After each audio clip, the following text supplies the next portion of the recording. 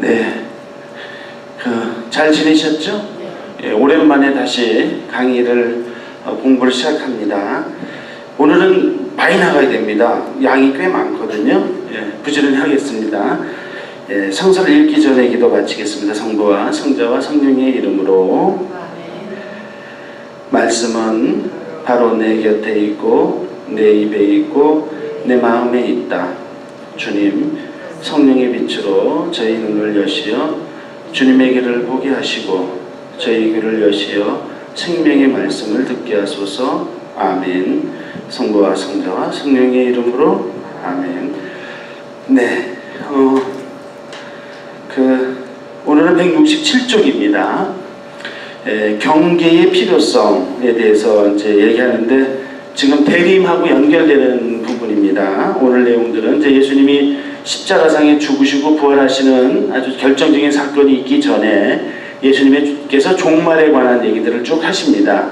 그래서 이제는 예수님도 이제 마지막 말씀을 하시는 거죠. 이제 종말에 대해서 언급하시면서 그 종말에 대한 준비, 그리고 종말의 주인공은 우리가 이미 지난 주일날 우리가 전례적으로 기념했듯이 그리스도 왕께서 오셔서 재림하셔서 모든 것을 완성하신다라고 이제 이렇게 우리가 이미 알고 있는데 이제 그런 면에서 예수님 그 점을 언급하시는 겁니다.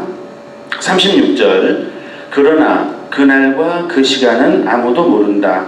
하늘의 천사들도 아들도 모르고 오로지 아버지만 아신다. 이렇게 얘기하십니다. 그러니까 여기서 예수님도 모르신다고 말하는 건 좀 이상하죠.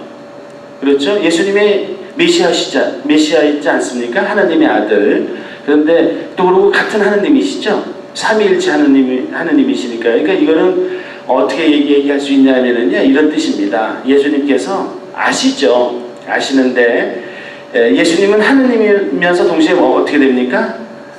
인간이시죠. 그러니까 인간 예수와 하나님이신 그리스도 요 사이에 분리된 건 없습니다. 하나인 예수 그리스도 안에서 하나로 되어 있는데 예수님이 의도적으로 그날과 그 시간은 모른다는 표현을 강하게 하시려고 인간 예수님의 입장에서 말씀하시는 겁니다. 그러니까 사실은 동시에 알기도 하시는 거죠. 그렇죠? 하느님이시니까요. 그러니까 이 표현은 그날과 그 시간을 모른다는 걸 강조하시기 위해서 이 말씀을 하신다라고 이렇게 생각하시면 되겠습니다. 그러니까 어떻게 보면 좀 우리가 이해가 안 될 수도 있지만 바로 그런 면에서 이 말씀을 이해해야 된다는 것이죠. 그 다음에 37절부터입니다. 노아 때처럼 사람의 아들의 재림도 그러할 것이다. 홍수 이전 시대에 사람들은 노아가 방주에 들어가는 날까지 먹고 마시고 장가들고 씻가고 하면서 홍수가 닥쳐 모두 휩쓸어 갈 때까지 아무것도 모르고 있었다. 사람의 아들의 재림도 그러할 것이다 라고 말씀하시는 거죠. 그러니까 이게 또 무슨 뜻이냐면 앞에 그날과 그 시간을 모른다는 말씀을 하시면서 노아 때의 일을 생각하는 겁니다. 노아 때 노아가 방주를 만들고 할 때 사람들은 어떻게 했습니까? 먹고 마시고 장가가고 시집. 그렇죠. 그러니까 뭔가 이 세상의 종말에 관한 생각을 안 하고 또는 하느님에 대한 생각을 안 하고 인간의 일에만 그냥 치우쳐 있었다는 겁니다. 하느님을 생각하지 않았다는 거예요. 그러니까 노아 때도 그런 일이 있었는데 그래서 그냥 노아가 방주문을 닫고 비가 내리면서 다 멸망했죠. 그것처럼 그날과 그 시간은 모른다. 그리고 그런 어떤 노아가 방주를 만들고 하는 어떤 나름대로 노력을 함에도 불구하고 사람들은 모를 거다 이렇게 얘기하는 겁니다. 그러니까 대수롭지 않게 생각할 거라는 것이죠. 결론적으로 우리가 하나님한테 믿음을 갖고 아주 열심히 기도하고 노력하지 않으면 노아 때처럼 그렇게 많은 사람들이 하나님으로부터 단죄받고 멸망할 것이다 라는 것을 예수님이 그 당시 이스라엘 사람이 다 알고 있는 노아의 방주 사건을 언급하면서 말씀하시는 겁니다. 왜냐하면 노아의 방주는 사건은 완전한 멸망은 아니었지만 1차적인 멸망이었죠. 그죠? 1차적인 종말이었습니다. 물론 이제 노아를 통해서 새롭게 또 시작됐지만 여하튼 비교할 수 있다는 뜻입니다. 그래서 이스라엘 사람들이 알고 있는 일을 얘기함으로써 이 종말에 관한 더 쉬운 이해를 예수님께서 이제 해주신 겁니다. 이렇게 설명해 주신 거예요. 40절 41절 그때에 두 사람이 들에 있으면 하나는 데려가고 하나는 버려둘 것이다. 두 여자가 맷돌질을 하고 있으면 하나는 데려가고 하나는 버려둘 것이다 라고 얘기하고 있습니다. 그러니까 이 말은 같이 똑같은 일을 하고 있어도 한 사람 구원받을 것이고 한 사람 구원받지 못할 거란 뜻입니다. 그러니까 긴박성인 거죠. 그러니까 굉장히 이거는 아주 냉철한 면도 있고 실제로 예수님의 재림 때는 예수님께서 냉철하게 판단하실 거라는 겁니다. 표현상 그렇지만 이럴 수도 있습니다. 부부가 같이 밥을 먹고 있어도 남편은 구원받을 것이고 뭐 부인은 구원받지 못할 것이다. 또는 뭐 부인은 구원받고 남편은 구원받지 못할 것이다. 그러니까 이 말은 아무리 그런 인간적인 관계나 이런 게 있다 하더라도 하느님의 심판은 준엄하게 이루어질 거다. 그러니까 아주 각성하라, 잘 준비해라, 이런 뜻으로 예수님께서 말씀하시는 겁니다. 둘이 이렇게 같이 정답게 어떤 일을 하고 있어도 서로 운명이 갈려질 것이고, 물론 두 명 다 구원받을 수도 있겠죠. 또 두 명 다 구원 못 받을 수 있는데 여튼 그런 의미에서 얘기하는 거라고 말씀드릴 수 있겠습니다. 42절 그러니 깨어 있어라. 너희의 주인이 어느 날에 올지 너희가 모르기 때문이다 라고 말씀하십니다. 그러니까 이제 마지막으로 제가 오늘도 말씀드렸지만 종말에 관해서 여러 얘기를 예수님이 하고 계시지만 확실한 거 한 가지는 그겁니다. 아니, 두 가지죠. 종말이 온다는 것과 그 다음에 종말이 올 테니까 잘 준비하고 있어라는 겁니다. 그걸 뭐라고 표현하셨습니까? 깨어 있어라 이렇게 얘기합니다.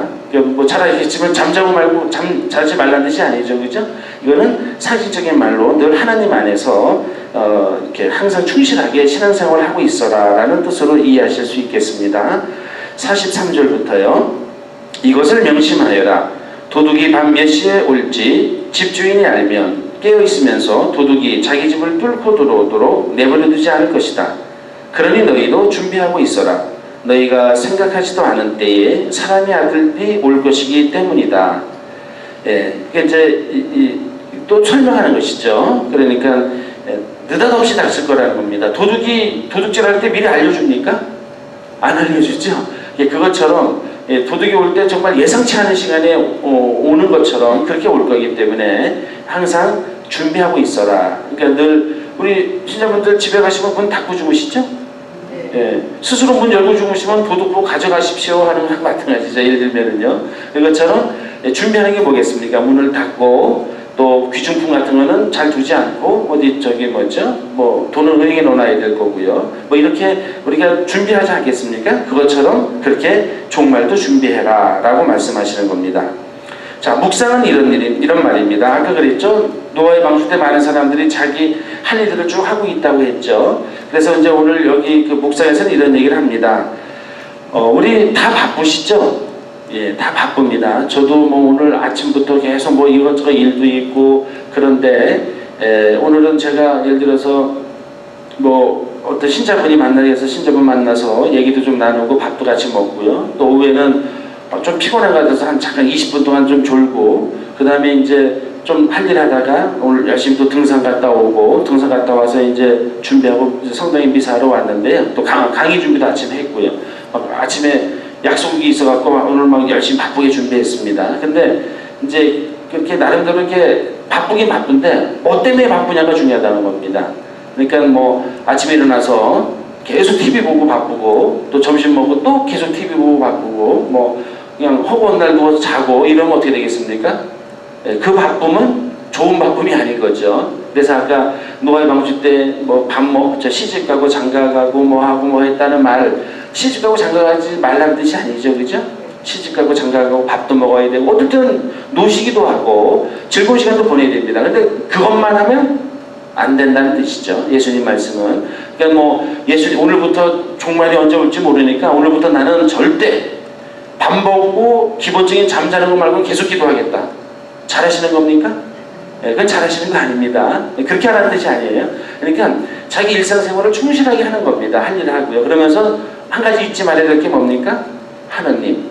아무리 바빠도 하느님을 잊을 정도로 바쁘면 그거는 종말을 준비하는 태도가 아니다 라고 그런 측면에서 우리가 바쁘게 지내고 있는데 과연 무엇 때문에 바쁘게 지내고 있는지를 한 번쯤 생각해 볼 필요가 있죠. 현대인들은 굉장히 바쁘다고 합니다.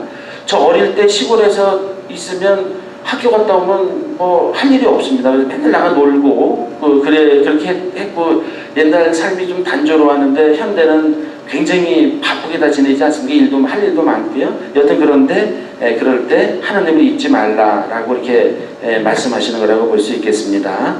그 다음에 170조 충실한 종과 불충실한 종에 관한 이야기입니다. 이제 지금서부터 4가지 비유가 나옵니다. 제가 오늘 거기까지 다 할 건데 4가지 비유를 얘기하면서 예수님이 종말에 관한 가르침을 준다라고 볼 수 있겠습니다.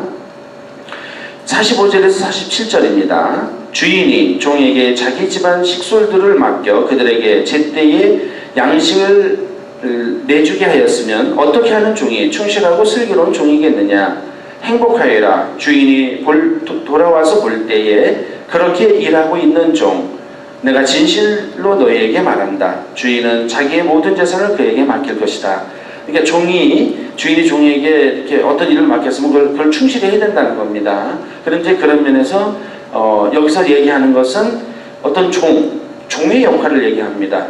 자, 우리 여기 말은 종이라는 말로 쓰고 번역을 했지만 영어로는 뭡니까?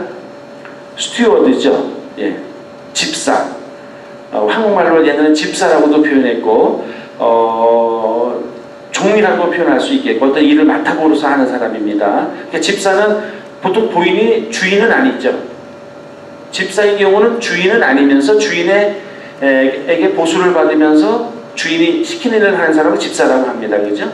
그런 면에서 우리 호놀루교구 교구장 주교님이 요즘에 계속 강조하는 게 있습니다. 스튜어드십. 이걸 계속 얘기하세요. 그래서 우리가 하나님으로부터 우리 모든 인류를, 우리 자신뿐만 아니라 모든 인류를 구원하도록 불림을 받은 사람들이고 그 일을 맡은 집사들이다 이렇게 얘기하십니다. 그러면서 그 집사의 일, 스튜어드십, 그러니까 그 집사로서의 자기 일을 충실하게 하는 것이 중요하다 생각하시고 요즘에 계속 그 스튜어드십에 관한 사목을 전개하고 계세요. 예, 나와 있죠, 그죠? 이 보면 호놀교구는 그 얘기 계속 나옵니다. 또 저기 포스터도 나오고요. 물론 저도 그걸 알고 있고 그런데 이제 명확하게 스튜어드십이라고는 안 하지만 이제 우리가 나름대로 할 일을 열심히 하도록 말씀드리지 않겠습니까? 근데 여기서 이제 그 역할을 하는데 그 집사, 어떤 봉사자, 그 일을 맡은 사람들에 대해서 예수님이 말씀하시는 겁니다. 첫 번째 비유는. 그러니까 여기서 종하면 누구를 생각할 수 있겠습니까? 먼저 일단 사제들, 또 수도자들도 있을 수 있고요. 그 다음에 우리 교회에 봉사자들이 계시지 않습니까? 뭐 회장님도 계시고 여러 가지 자기 직책을 맡아서 하는 분들이 굉장히 중요한 역할을 한다는 겁니다.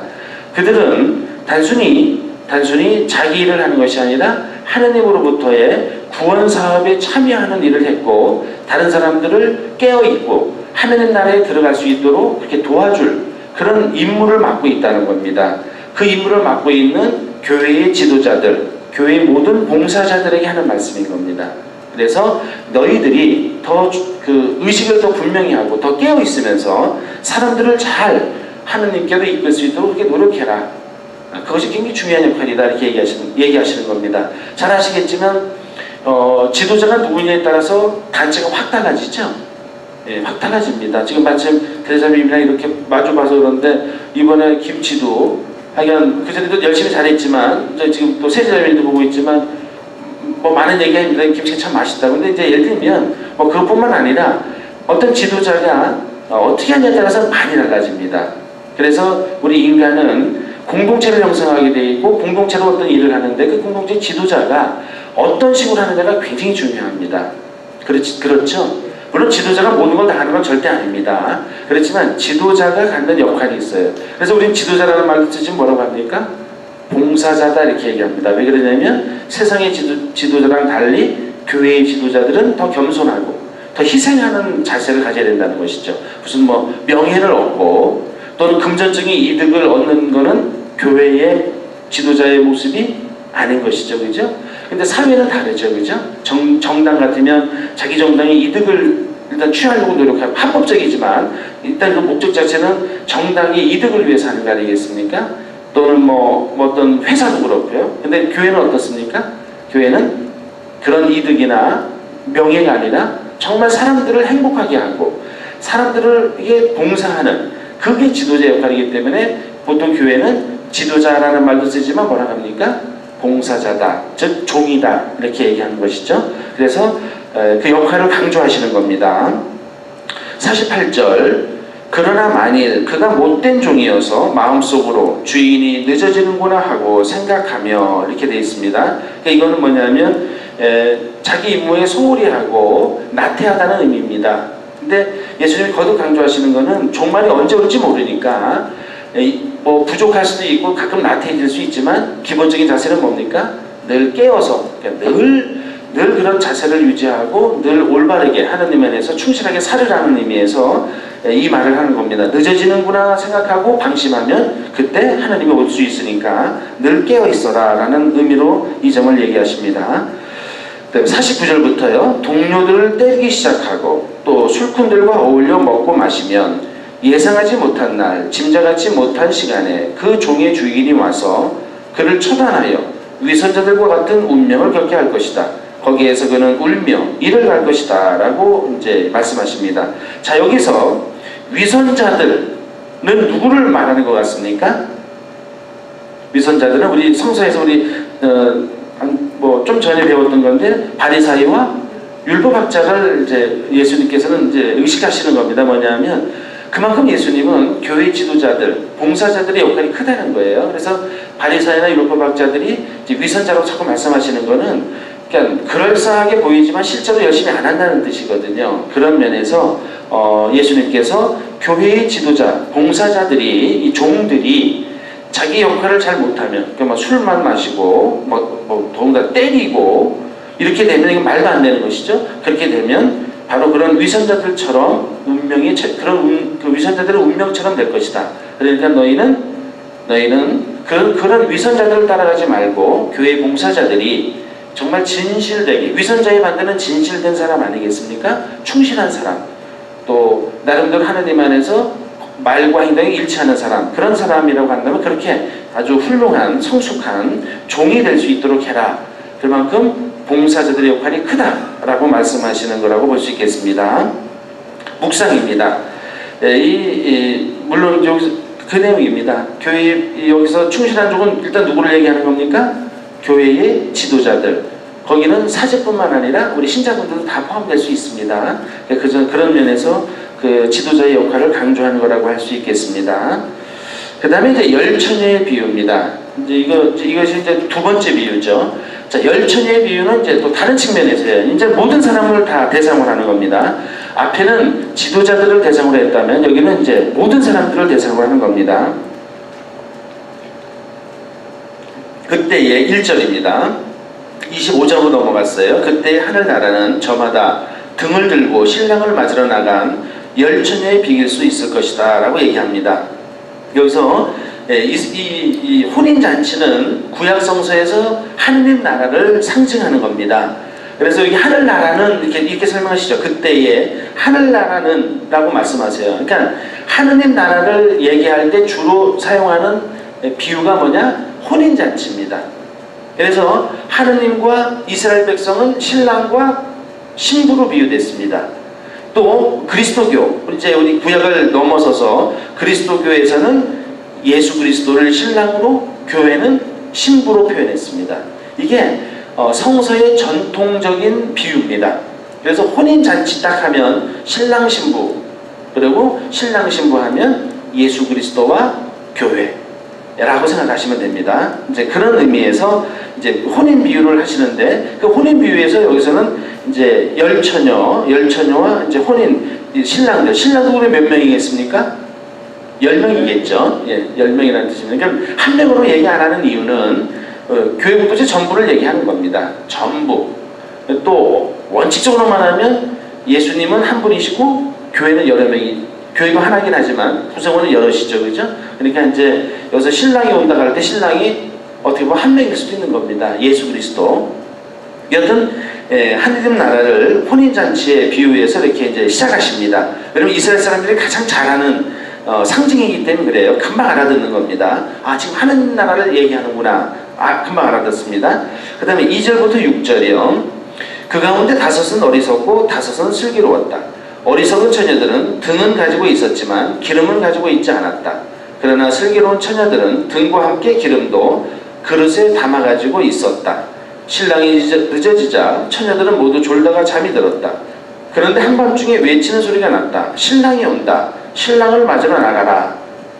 자, 이것도 구약의 그 문화, 이 유대교의 문화랑 연관되는 겁니다. 이렇습니다. 이스라엘의 이 혼인 문화는 이래요. 누가 결혼하려고 하면 1년 전에 약혼을 합니다. 그리고 1년 후에 이제 대강 1년 후에 결혼식을 해요. 그러면 약혼했을 때 이미 서로 부부지만 합법적인 부부긴 하지만 같이 살지는 않습니다.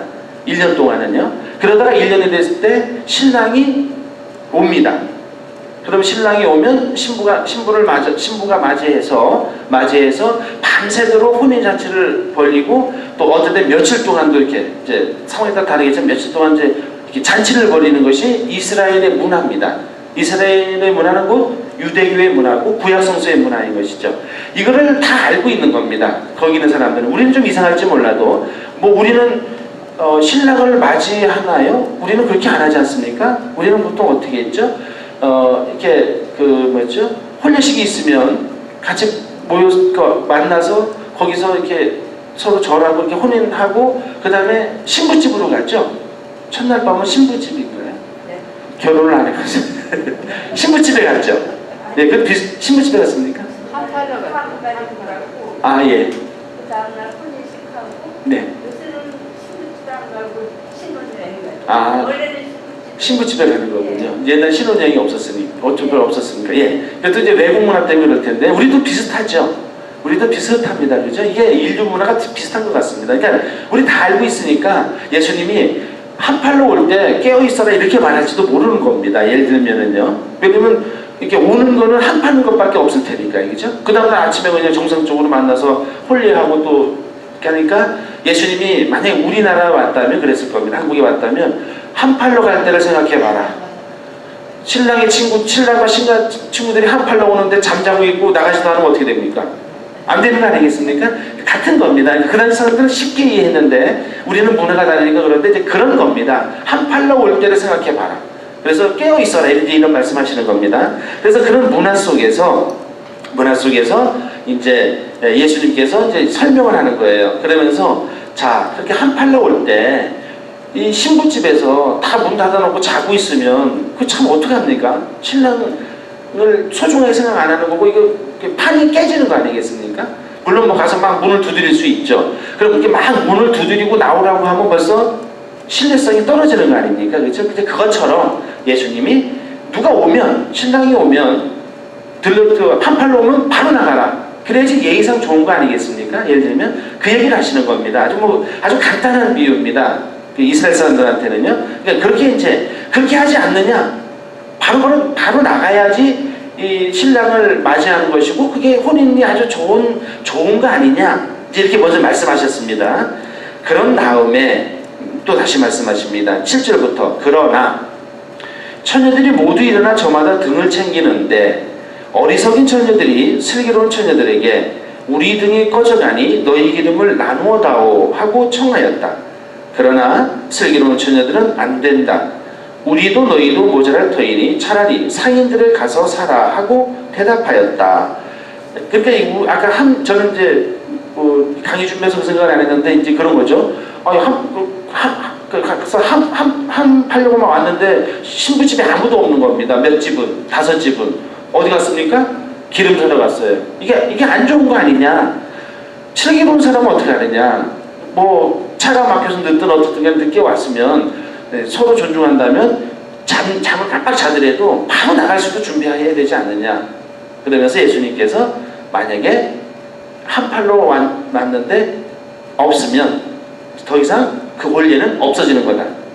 대신에 기다리고 있던 사람은 신랑이 와서 맞이해가고 혼인식이 계속 이어지는 거다. 뭐 이렇게 설명하시는 겁니다. 그러면서 그렇게 준비하지 않은 처녀들에 대해서 말씀하시면서 이것을 종말에 관한 것으로 연결시켜 말씀하시는 겁니다. 10절부터요. 10절입니다. 그들이 기름을 사러 간 사이에 신랑이 왔다. 준비하고 있던 처녀들은 신랑과 함께 혼인잔치에 들어가고 문은 닫혔다. 실제로 한팔로 왔을 때 만약에 뭐 좀 준비가 늦고 했으면 문을 닫지 않겠죠, 그죠? 좀 서로 섭섭하겠지만 그냥 또 늦게라도 만나겠지만 이제 예수님은 이제 비유상 요건 다르게 얘기하시는 겁니다. 하느님 나라 이 종말 때는 하느님이 문을 닫을 거다, 안 봐줄 거다 이 얘기입니다. 좀 강하게 얘기하시는 거예요. 안 봐줄 거다. 준비하지 않고 그때 기름 사람 가서 준비하면 그때는 문을 닫아버릴 거다. 일반 홀리에서는 그렇게까지는 안 하지만 하느님과는 그렇게 할 거라고 해서 요즘 이제 다르게 말씀하시는 거예요. 비유를 말씀하시면서 예수님께서 이 종말에 아주 뭐랄까요, 아주 그 종말에 대해서 아주 경고의 말씀을 하려고 일부러 이렇게 말씀하시는 겁니다.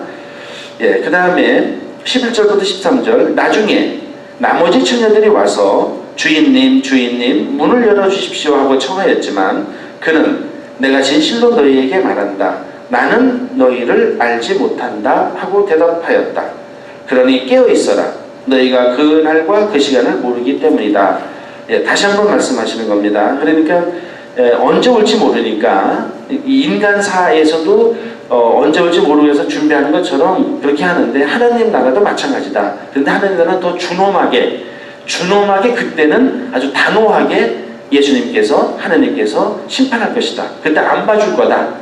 뭐 이런 식으로 말씀하신다고 보면 되겠습니다. 그러니까 어떻게 되겠습니까? 그날과 그 시간을 모르니까 충실하게 깨어서 기다리라.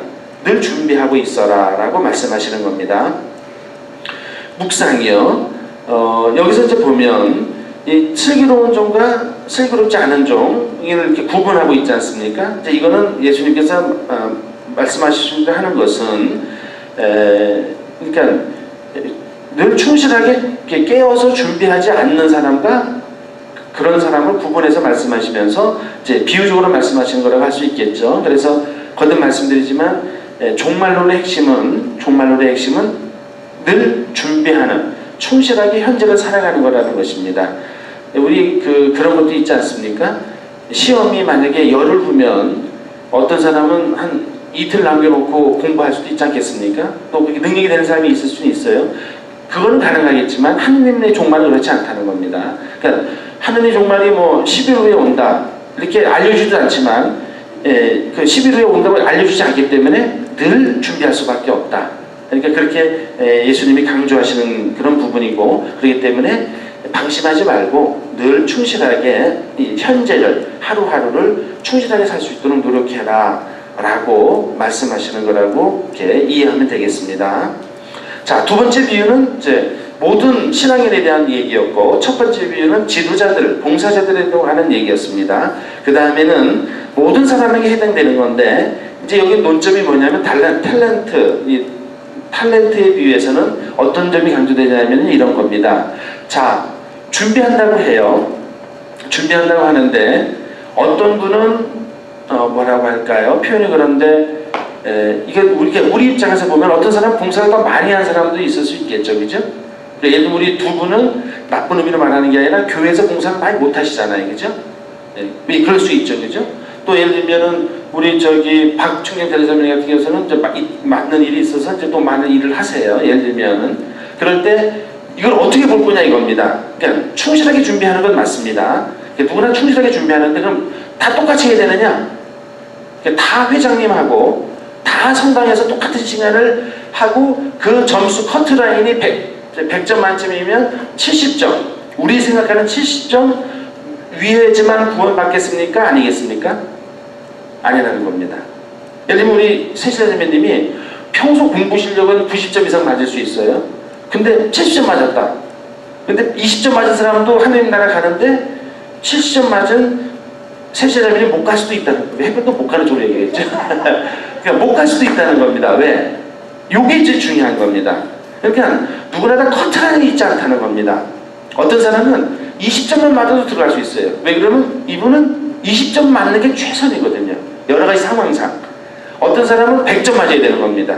그 사람은 100점 맞을 능력이 돼요. 근데 본인이 소홀하고 열심히 안 해서 98점 맞았다.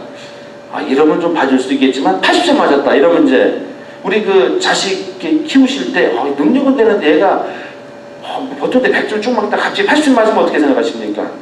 80점도 낮은 점수는 아니지만 너는 그렇게 맞으면 안 돼 이렇게 얘기하실 겁니다. 그러니까 뭐냐? 너는 열심히 안 했어. 점수가 낮은 건 아니지만 너는 열심히 안 했어. 그러니까 어머니가 보기에는 할 말이 있는 거죠. 넌 충실하지 않아. 더 열심히 해. 100점을 무조건 맞아야 되는 건 아니지만 너는 그런 능력이 되니까 100점을 맞도록 하고 그렇게 능력에 맞게 앞으로도 사회에서 높아지는 것도 있지만 네 역할을 해라. 그래야지만 사회가 잘 돌아갈 거 아니겠습니까? 그런 유능한 똑똑한 사람도 있어야 되지 않겠습니까? 그런 면에서 이제 탤런트 뷰를 얘기하시는 겁니다. 자, 이 종은 좀 빼놓고요. 슬기로운 처자 5명이라고 할 때 이 5명이 어떻게 충실하게 되는 것인가에 대해서 이제 자세하게 말씀하시는 겁니다. 그걸 탤런트 뷰를 얘기하시는 거예요. 5탤런트, 2탤런트, 1탤런트. 사람마다 탤런트가 다르다는 겁니다. 그럴 때 탤런트는 둘만큼만 하면 되는 거예요. 5탤런트는 5탤런트 다 해야 되는 겁니다. 1탤런트는 1탤런트. 아까 말씀드린 이걸 안 하면 겉으로 보기에는 2탤런트보다 5탤런트 한 사람이 3탤런트에서 높을 것 같아도 높은 게 아니라는 겁니다. 그 점을 예수님이 얘기하시는 겁니다. 그러니까 굉장히 예수님께서 우리에게 어떻게 볼 거냐, 이 충실성을 어떻게 볼 거냐를 잘 설명하시는, 비유로 설명하시는 겁니다. 14절입니다. 하늘나라는 어떤 사람이 여행을 떠나면서 종들을 불러 재산을 맡기는 것 같다. 아까 이제 충실한 종의 비유도 나오는 거죠. 이제 뭘 맡긴 겁니다. 이제 여기서 맡긴 거는 이제 구체적으로 나옵니다. 그래서 여기 여행 갔다 온 거는 뭡니까? 예수님이 승천하시고 재림하시는 그 사이를 얘기하는 겁니다. 그 사이에 사는 사람들에 관해서 얘기하는 겁니다. 예, 그런 이제 그걸 전제로 하면서 15절에서 뭐라고 하시냐면 그는 각자의 능력에 따라 한 사람에게는 5탤런트, 다른 사람에게는 2탤런트, 또 다른 사람에게는 1탤런트를 주고 여행을 떠났다라고 말씀하십니다. 예, 여기 각자의 이제 맞는 탤런트가 있습니다. 그리고 이거는 또 우리 이렇게 생각할 수 있습니다. 어쩌면 우리는 다 5탤런트를 다 갖고 있는 사람에게 온전하게 훌륭하게 다 탤런트를 갖고 있는데 분야별로도 다를 수 있지 않겠습니까? 그죠? 이제 그것까지 다 생각하시면 돼요. 어떤 사람은 뭘 밖에 막 공부하는 건 잘 못하는 사람이 있을 수 있죠. 그러나 사업은 엄청 잘하는 사람이 있습니다. 또 사업도 못하고 공부도 잘 못하지만 운동은 또 엄청 잘해요. 여러 사람이 있을 수 있습니다. 그러니까 어떤 사람은 기술이 뛰어난 사람이 있을 수 있죠. 그러니까 이럴 때 서양이 더 훌륭하다는 건 뭐냐면 어떤 능력이 있어도 다 존중받는 것은 선진사회입니다. 근데 공부 이런 것만 대우받는 것은 후진사회일 수 있죠. 그죠? 자, 그런 면에서 5, 2, 1은 근본적으로 차이가 없다는 겁니다. 그거를 갖다 하나님은 뭐라고 안 하신다는 거고 우리 스스로도 내가 공부를 좀 못한다 해갖고 내가 덜된 인간이나 덜된 신앙인이라고 생각하면 그건 정말 잘못 생각하는 겁니다. 전혀 그렇지 않습니다. 자, 그걸 전제로 해서요. 탤런트를 받았습니다. 이 탤런트는 6천 데나리온입니다. 이 탤런트가요. 이건 그냥 참고적으로 알고 계세요. 그 6천 데나리온인데 한 탤런트가요. 1데나리온은 그 당시에 하루 품삯이라고 계산하면 됩니다. 자, 그럼 1데나리온이 하루 품삯이니까 우리가 그냥 예를 들어서 더 많고 적고 할 수 있지만 하루 품삯을 100불 받는다고 쳐요. 100불. 그냥 가정으로요. 그러면 1데나리온이 100불이면 1탤런트는 얼마나 되겠습니까? 저 계산을 미리 해왔습니다. 그래서요. 60만 불입니다. 60만 불이면 큰 돈이죠. 저는 재산이 6만 불은 어떻게 있을지는 모르겠습니다. 제가 한국에 있을 때 차 살려고 열심히 모아놨는데 그건 그냥 한국에 있으니까요. 근데 6만 불도 아니고 몇만 불이요? 60만 불입니다. 그럼 5달러들은 몇만 불입니까? 300만 불, 120만 불, 60만 불, 이렇게 60만 불이 절대 그러니까 이게 무슨 뜻이냐면요. 왜 탤런트를 얘기하냐면 하느님이 우리에게 풍요롭게 주셨다는 겁니다. 우리한테 충분히 줬고 어떤 탤런트를 가졌든 간에 행복하고 인생의 의미를 느끼면서 살 수 있도록 다 하셨다는 뜻을 이제 생각하시면 됩니다. 그러니까 굉장히 많은 숫자를 얘기하는 겁니다. 많은 숫자, 많은 돈을 얘기합니다. 그래서 300만 불, 120만 불, 60만 불을 맡긴 겁니다. 60만 불도 작지 않은 돈인데요. 자, 이렇게 했습니다. 그 다음에 16절부터요. 5달란트를 받은 이는 곧 가서 그 돈을 활용하여 5달란트를 더 벌었다. 600만 불을 벌었습니다. 2달란트를 받은 이도 그렇게 하여 2달란트를 더 벌었다. 그래서 240만 불을 벌었습니다. 오랜 어디 있죠? 그러나 1달란트를 받은 이는 물러가서 땅을 파고 주인의 그 돈을 숨겼다. 그래서 60만 불을 그대로 둔 겁니다. 잘 활용하지 않았다는 뜻입니다. 자기가 이렇게 지금 보면 5달란트만 벌었죠. 자기 능력껏 번 겁니다. 2달란트는 2달란트만큼, 1달란트는 벌었어야 되는데 어떻게 한 겁니까? 묻어둔 겁니다. 그러니까 자기 재능을 발휘하지 않았다는 겁니다. 다른 말로 하면 재능을 받았는데 그 재능을 발휘하지 않아서 봉사하지 않았다는 겁니다. 그런 의미입니다. 요 말은요. 예수님 이제 그렇게 전제했습니다. 그러고 나서 이제 또 다 말씀하십니다. 19절이요. 오랜 뒤에 종들의 주인이 와서 그들과 생활하게 되었다. 그러니까 종이 이제 주인이 돈을 다 맡겨놓고 갔습니다. 오랜 뒤에 이 재림이겠죠? 종말 때입니다. 그런 뒤에 예수님이 주인이 와서 이제 생활하는 겁니다. 어떻게 살았는지 보려고요. 그러니까 충실하게 살았는지 안 충실하게 살았는지를 보는 겁니다. 그 다음에 21절부터요. 19절, 그 다음에 20절부터요. 5달란트를 받은 이가 나아가서 5달란트를 더 바치며 주인님 저에게 5달란트를 맡기셨는데 보십시오. 5달란트를 더 벌었습니다 하고 말하였다. 그러자 주인이 그에게 일렀다. 잘하였다. 착하고 성실한 종아. 내가 작은 일에 성실하였으니 이제 내가 너에게 많은 일을 맡기겠다. 와서 내 주인과 함께 기쁨을 나누어라. 2달란트를 받은 이도 나아가서 주인님 저에게 2달란트를 맡기셨는데 보십시오. 2달란트를 더 벌었습니다 하고 말하였다. 그러자 주인이 그에게 일렀다. 자 보십시오. 위에 21절하고 23절이 똑같습니다. 잘하였다. 착하고 성실한 종아. 내가 작은 일에 성실하였으니 이제 내가 너에게 많은 일을 맡기겠다. 와서 내 주인과 함께 기쁨을 나누어라. 똑같죠. 어떻게 보면 300만 불을 더 벌었으니까 양으로 보면 더 기분이 좋을 수 있습니다. 주인이요. 한 사람은 300만 불, 120만 불 받았던 사람이 한 600만 불을 벌었으면 또 좋을 것 같은데 하느님은 아니라는 겁니다. 그냥 5달란트는 5달란트, 2달란트는 2달란트만 더 벌었는데 칭찬은 똑같은 말입니다. 이게 무슨 뜻이겠습니까? 탤런트가 많고 적으면 하나님한테 중요하지 않다는 겁니다. 받은 만큼 했냐 안 했냐가 중요하다는 것이죠. 우리를 볼 때는 다를 수 있고 물론 하나님 보기에도 차이는 나는데 그 차이는 본질적인 차이가 아니라는 겁니다. 자기 그 능력만큼이니까요. 그래서 똑같이 칭찬하십니다. 말로 하나도 안 틀려요. 성서 보면 이 말 뜻은 뭐냐면 하나님은 300만 불 더 번 사람과 120만 불 더 번 사람을 구분하지 않는다는 겁니다. 똑같이 인정하신다는 거예요. 자기 능력것만 하면 된다는 겁니다. 요 점이 이제 비유에서 드러나는 겁니다. 그러면서 24절 보면은요. 그런데 1달란트를 받은 이가 나아가서 이렇게 말하였다. 주인님, 저는 주인님께서 모진 분이시어서 심지 않은 데서 거두시고 뿌리지 않은 데서 모으신다는 것을 알고 있었습니다. 그래서 두려운 나머지 물러가서 주인님의 탤런트를 땅에 숨겨두었습니다. 보십시오. 주인님의 것을 도로 받으십시오.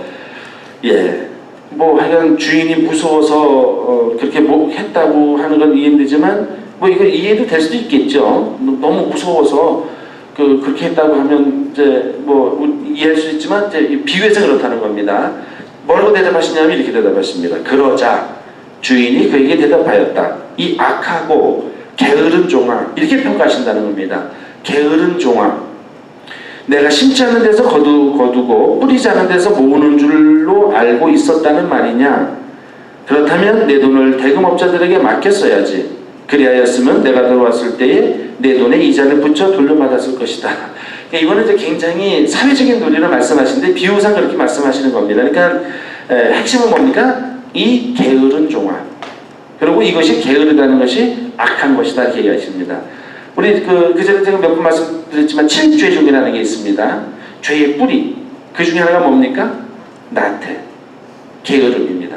그러니까 이거는 죄의 뿌리가 된다는 것이죠. 그러니까 악한 거라는 겁니다. 그래서 게으르다는 거는 또 다 다릅니다. 어떤 분은 새벽 4시에 더 일어나서요. 늘 이렇게 하는 분도 부지런한 분인데 어떤 사람은 4시에 못 일어나는 사람도 있을 수 있습니다. 그러니까 똑같이 4시에 일어나서 일해야 된다는 뜻이 아니라 자기가 할 수 있는 게 있을 거 아니겠습니까? 근데 그걸 안 하고 5시에도 일어날 수 있는데 귀찮아, 더 자고 그냥 뒹굴뒹굴하면 요게 죄라는 겁니다. 다 4시에 일어나는 게 아니죠. 어떤 사람은 9시에 일어날 수도 있습니다. 어떤 사람은 체력이 너무 약하니까 이렇게 일을 한 다음에 어떤 사람은 막 오랜 시간 자야 될 사람도 있습니다. 그래서 그렇게 자면 됩니다. 그 사람이 9시에 일어난다 예를 들어서요. 그건 게으른 게 아닙니다. 그 기준이 분명하다는 거죠. 5, 2, 1라는 이 탤런트 비유가 뭐냐면 각자의 그거는 하나님은 아시고 본인도 알 겁니다. 이 본인이 아는 게 뭐냐? 게으른 거냐? 아니냐가 중요하다는 것이죠. 4시에 일어나는 사람처럼 모든 사람이 4시에 일어나라는 뜻이 하나님은 그렇게 요구하지 않으신다는 겁니다. 그런 면에서 이 게으른 종아, 이게 핵심 언어라고 할 수 있겠습니다. 그러니까 네가 열심히만 했으면 문제가 없는데 열심히 안 했으니까 너는 문제가 된다. 이렇게 예수님께서 그 비유로 말씀하시는 것이죠. 이거는 굉장히 중요합니다. 저는 늘 아주 자신 있게 행복하다고 이렇게 드릴 수는 없겠지만 어떨 때는 뭐 저보다 똑똑한 사람도 있지 않습니까? 우리 누구죠? 황창현 신부님 막 이런 분들 생각하면 막 질투가 날 수도 있지 않습니까? 나는 왜 저렇게 못할까? 또는 또 훌륭하신 분들 김웅열 신부님도 계시고 많은 또 주교님도 나는 왜 주교가 못됐을까? 나는 인생을 헛살았구나 이렇게 생각을 잘 안 합니다. 어느 날 알았습니다. 제 꼴을 알죠. 저는 제 꼴값만 하면 됩니다. 제가 주교님이 안 돼도 하나님은 네 꼴값대로만 살았으면 뭐라고 안 하세요. 근데 오히려 주교님이 또 꼴값 못해가지고 혼날 수도 있습니다. 넌 주교까지 돼가지고 왜 그렇게밖에 못했냐 할 수도 있는 겁니다. 그러니까 중요한 거는 저는 황창현 신부님도 아니고 우리 교구 주교님도 아니고 프란스 교황님도 아니고 어떤 훌륭한 신부도 아니고 저는 저일 뿐입니다. 그러면 질투나 이런 게 좀 확실히 없어지더라고요. 그래서 동창 신부가 잘하면 그걸 갖다가 보면 참 잘하는 친구다. 이 친구는 이거 좋은 친구, 이게 잘하고 이렇게 얘기할 수 있고 제가 그런 능력이 없다고 해갖고 신자분들이 신부님 왜 그런 거 잘 못하세요? 그러면 잠깐 좀 당황스럽긴 하겠지만 저는 능력이 여기까지밖에 안 되니까 저는 그렇게 살고 있습니다. 이런 신부도 있고 저런 신부도 있으니까 서로 존중하면 서로 인정하고 존중하면 문제될 거 없습니다. 제가 잘하는 게 있습니다. 그 친구들과 키가 크고요. 힘도 더 세요. 그래갖고 저는 또 예를 들어서 이게 자랑할 건 아니지만 한국에서는 술을 워낙 많이 마시지 않습니까? 신부도 술 많이 마셔야 됩니다. 문화가 그러니까요.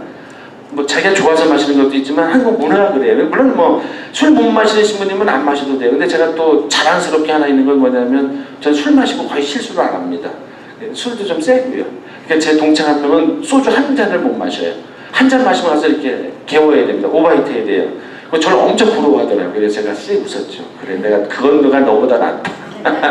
예를 들면은요. 예를 들어서 그렇다는 겁니다. 그러니까 각자의 탤런트가 있고 그 탤런트에 만족하는 것이 가장 행복한 것이지 다른 사람과 비교해서 하는 거는 아주 그러니까 행복하지 않은 사람과 가는 겁니다. 그러면 만족할 수 있겠습니까? 그 사람이 세계에서 모든 것이 최고인가 아닌 이상은 늘 불행한 겁니다. 근데 자기가 만족하고 하면 그 사람은 늘 행복해요. 이게 인간적인 삶하고도 연결되지 않습니까?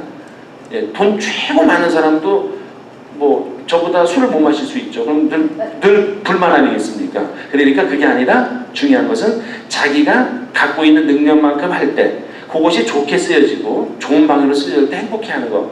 이것이 우리 삶의 핵심이고 종말도 요거 갖고 판단하시겠다는 겁니다. 모든 기준을 일률적으로 하지 않는다는 겁니다. 그러면서 그 각자 자신감 있게 자기 할 일을 충실히 하는 것이 가장 행복한 것이고 종말을 가장 잘 준비하시는 겁니다. 28절 저자에게서 그 한 탤런트를 빼앗아 10탤런트를 가진 이에게 주어라. 이게 좀 이해가 안 되죠. 이게 이제 일종의 부익부 빈익빈인데 이 말씀을 저도 참 사실 좀 이해하기 힘든데요. 여튼간에 어떤 의미로 보냐면 이렇게 빼앗는다는 것보다는 잘한 사람들에 대해서 하느님이 충분히 보상할 거다. 이런 의미로 이해하시면 되겠습니다. 그러니까 어차피 그 사람은 쉽게 말하면 하느님의 사랑을 잃은 거 아니겠습니까? 나중에 벌 받는 거 아닙니까? 대신에 상 받는 사람한테는 5달란트 받은 사람이 5달란트에 그 더해서 이렇게 칭찬을 많이 받았는데 이 칭찬이 굉장히 클 거라는 겁니다.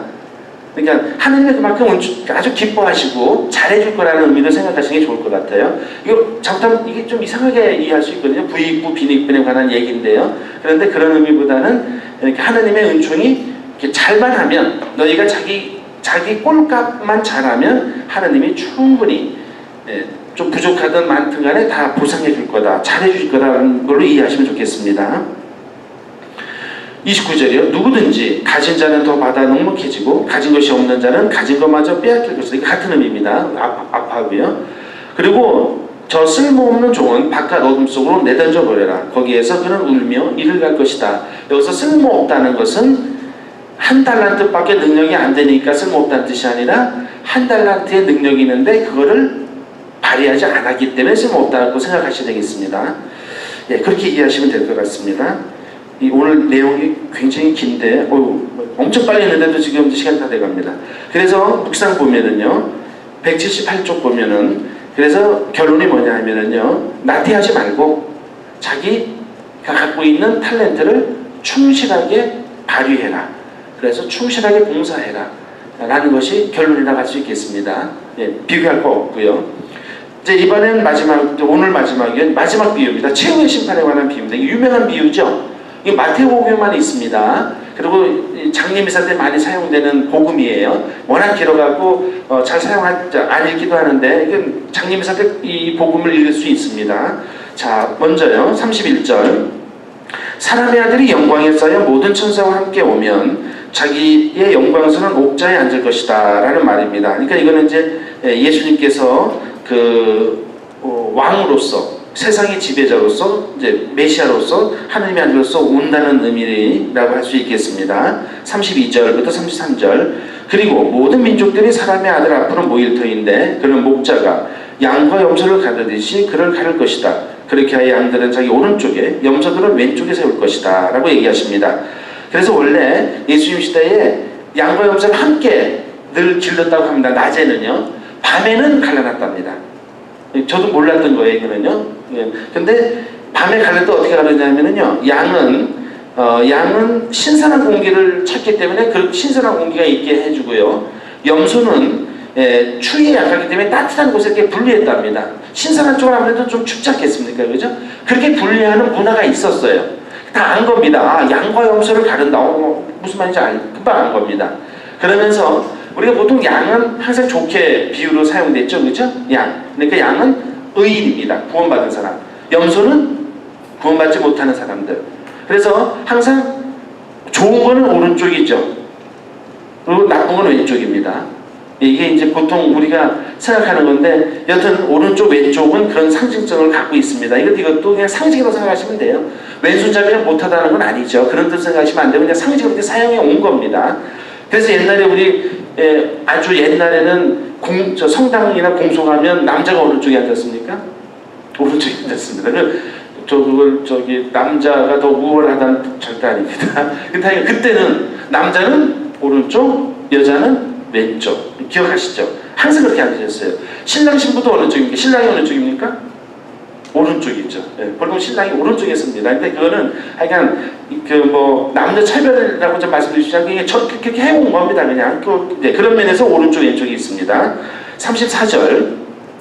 그때에 임금이 자기 오른쪽에 있는 이들에게 이렇게 말할 것이다. 내 아버지께 복을 받은 이들아, 와서 세상 창조 때부터 너희를 위하여 준비된 나라를 차지하여라 라고 말씀하십니다. 그러니까 여기 구원받은 사람들을 얘기하는 겁니다. 근데 왜 구원받았느냐? 이유가 그 뒤에 있습니다. 너희는 내가 굶주렸을 때에 먹을 것을 주었고, 내가 목말랐을 때에 마실 것을 주었으며, 내가 나그네했을 때에 따뜻이 맞아들였다. 또 내가 헐벗었을 때에 입을 것을 주었고, 내가 병들었을 때에 돌보아 주었으며, 내가 감옥에 있을 때에 찾아주었다. 그러면 그 의인들이 이렇게 말할 것이다. 주님, 저희가 언제 주님께서 굶주신 것을 보고 먹을 것을 드렸고, 목마르신 걸 보고 마실 것을 드렸습니까? 언제 주님께서 나그네 되신 것을 보고 따뜻이 맞아드렸고, 헐벗은 걸 보고 입을 것을 드렸습니까? 언제 주님께서 병드시거나 감옥에 계신 것을 보고 찾아가 비었습니까? 라고 이제 이렇게 얘기하는 겁니다. 자, 이게 좀 더 읽죠. 그러면 임금이 대답할 것이다. 내가 진실로 너희에게 말한다. 너희가 내 형제들인 이 작은 이들 가운데 한 사람에게 해준 것이 바로 나에게 해준 것이다. 자, 이 마지막 말이 굉장히 중요한 겁니다. 그러니까 이 최후의 심판은 이제 또 얘기합니다. 자, 아까는 각자의 탈란트의 충실성을 얘기한 거죠. 그러면 이제 그건 이제 그런 측면이 아니라 뭘 할 거냐 이겁니다. 그럼 충실하게 할 수 있는 가장 좋은 게 뭐냐? 그러니까 그 하나님 뜻에 맞게 잘 깨어서 준비하고 있는 하나님 나라를 잘 준비하고 있는 사람은 무엇을 해야 되냐 이렇게 대답하시는 겁니다. 근데 구체적으로 뭘 할 거냐? 여러 가지를 할 수 있죠, 그렇죠? 우리 뭐 여러 가지 봉사도 있고 많이 있습니다. 엄청나게 많은 게 있습니다. 기도도 해야 되고 그런데 예수님이 최후의 심판 때 가장 중요한 기준 하나를 말씀하십니다. 뭡니까? 이웃사랑입니다. 역시 예수님의 가르치는 핵심은 이웃사랑입니다. 마지막 기명으로 내가 너희를 사랑하고 서로 사랑하여라 한 것처럼 이 모든 비유의 맨 마지막은 뭐냐? 뭘 하면 가장 좋냐?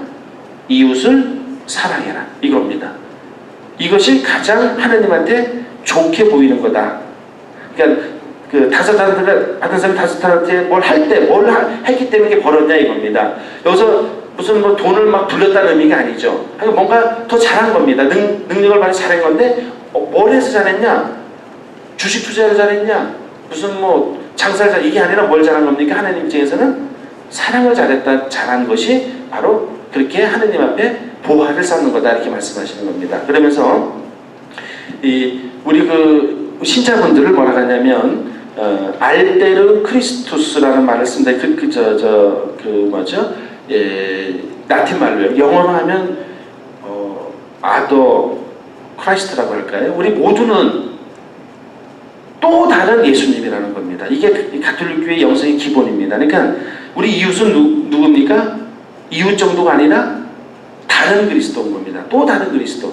우리가 만나는 모든 사람은 예수님이라는 겁니다. 이것이 영성의 아주 중요한 부분이에요. 그러니까 우리가 만나는 모든 사람이 예수님이라고 한다면 어떻게 하시겠습니까? 우리 신자분들 신부니까 잘해주시잖아요. 진짜 과할 정도로 잘해주시고 하는데 제가 만약 그리스도면 어떻게 하겠습니까? 그렇죠. 엄청 잘하실 거 아닙니까? 그러면 된다는 겁니다. 이웃을 예수님으로 생각하면 만사해결이라는 겁니다. 근데 이제 어떨 때 보면 예수님을 생각하고 싶으면 저 모습이 예수님을 생각하면 끔찍할 때가 있겠죠, 그죠?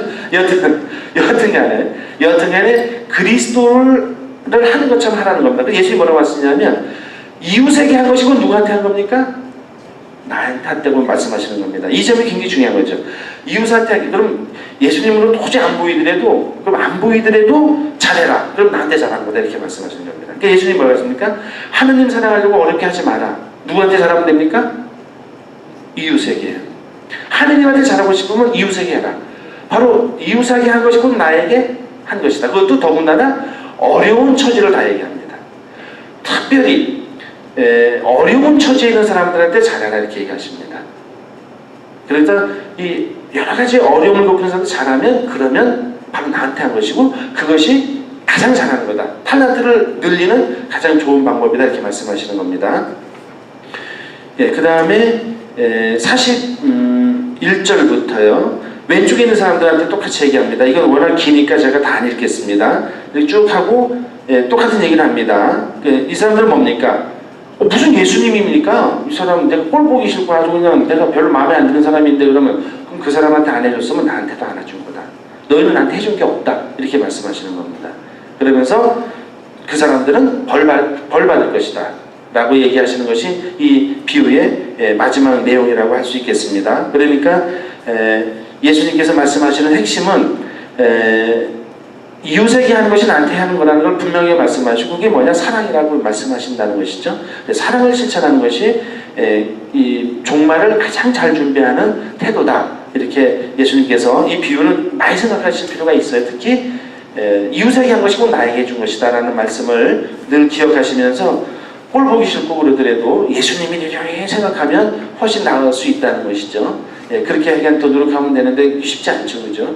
아무리 봐도 저 사람 저게 예수님이면 정말 예수님도 못 믿겠네 할 정도일 수도 있는데, 이제 그럴 수 있는데, 그렇더라도 하긴 여기서라도 잘해주면 예수님한테 잘해준 거라고 이렇게 예수님이 간주하시겠다 이렇게 말씀하시는 건 분명한 것 같습니다. 묵상이요. 여기 알렉산더 대왕, 칭기스칸, 진시황 이런 사람들 쭉 얘기하면서 어떤 왕이 진짜 왕이냐 이렇게 얘기하는 겁니다. 어느 왕이 진짜 왕입니까? 예수 그리스도. 우리 그리스도 왕 대축을 보냈죠? 그래서 예수 그리스도가 진짜 왕입니다. 이 왕들, 칭기스칸, 진시황제, 알렉산더 대왕 대단한 그 왕들이지만 결국 다 죽었고 그 나라는 없어졌습니다. 그래도 영원한 것은 하느님, 예수 그리스도라는 거죠. 근데 중요한 거는 이렇게 엄청난 예수 그리스도가 실제로 보여준 모습은 어떤 모습입니까? 순환과 죽음의 길을 가는 그런 왕이었다는 겁니다. 이 점이 중요합니다. 그러니까 진짜 왕, 대단한 왕인데 이 대단한 왕이 보여준 모습은 순환하고 죽는, 즉 겸손하고 희생하고 남을 배려하고 꼴 보기 싫어도 용서해주고 꼴 보기 싫어도 이렇게 잘해주는 이런 모습으로 왔던 그 왕이 진짜 왕이라는 것이죠. 권력을 휘두르고 아무리 능력이 뛰어나다 해도 그거 다 사라지는데 예수 그리스도는 영원하시고 그 영원하신 이유는 뭐냐? 오히려 우리가 생각하기에 영원할 것처럼 보이는 돈, 권력, 명예 이런 것들이 아니라 거꾸로 겸손, 나눔, 가난 이런 태도가 정말 영원한 것이다라고 이제 그 마지막 묵상에서 얘기하고 있습니다. 네, 오늘은 18페이지 했습니다. 사실 엄청 빨리 했는데 거의 1시간 걸렸습니다. 좀 더 일찍 끝낼 수도 있는데요. 자, 그래서 오늘 여기까지 말씀드렸고요. 이제 다음부터는 이제 예수님의 죽음과 관한 내용 26장으로 넘어갈 겁니다. 우리가 부지런해야지 2월 말에 끝날 거고 지금 계획으로는 2월 말에 끝날 겁니다. 그러면 한 3월, 4월이나 뭐 이때쯤에 이제 탈출기를 할 겁니다. 탈출기는 1년으로 끝낼 겁니다. 최성정 신부님, 전공한 신부님이 25번 탈출기 강의한 거를 보시고 또 반드시 나눠야죠. 나누고 하는 이제 그렇게 해서 할 테니까 나중에 또 자세히 말씀드릴 텐데 탈출기까지 하시면 좋아요. 근데 대신 그거는 제 임기 안에 끝낼 겁니다. 그러니까 1년 안에.